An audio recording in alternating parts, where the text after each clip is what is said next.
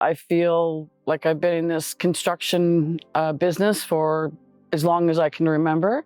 My dad was a journeyman carpenter, and I was pretty much born with a hammer in my hand for sure. I've done roofing, I've done everything that you can think of in a house. I'm not a professional at any of it, but I know what I'm kind of doing, you know what I mean? It's something that's in my blood, and I actually really love it. And I think more women should come join me in this industry, like not just in Centra, but in this total industry. There should be more women. I've been with Centra for just over a year now, and it's been absolutely wonderful. The guys there just make me feel like I'm one of the guys. They don't give me kit gloves or nothing. It's just like they point to that window, take that window and take it down the stairs or go up the ladder with it or whatever the case may be. And I'm glad, because I don't want, oh, you can't, you can't lift that, you're a girl. They're just an awesome group of guys. Throughout the whole company, there's lots of women that work in the warehouses, and they're just great.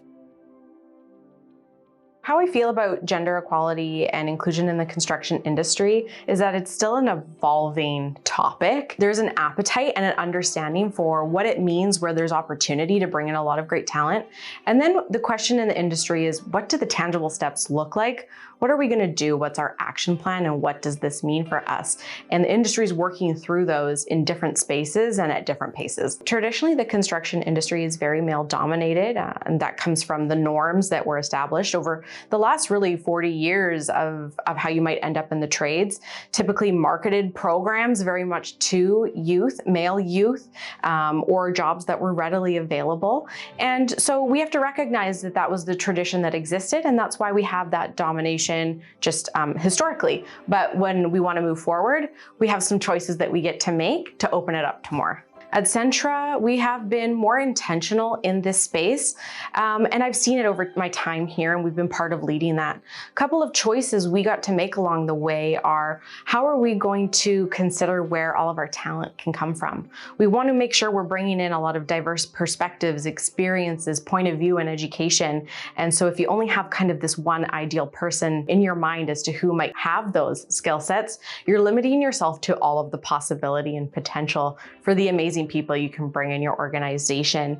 And when I joined the organization in 2015 to where we are today, we've intentionally seen growth here in our diversity and inclusion. We have gender representation that is diverse in every team. We have inclusion in every team, and we can say that we did that on purpose. What I hope to see in the future is maybe a two-prong approach, a partnership from schools and communities that talk about the exciting opportunities in the trades industry as a viable career option, from a sale to an end of a customer service experience, whether it's construction or renovation. There's so many stages in the construction industry where there's talented people and so many opportunities for a flourishing, really rewarding career. So expanding the exposure to our youth about what construction is and the roles in that industry and where it can take them in their career.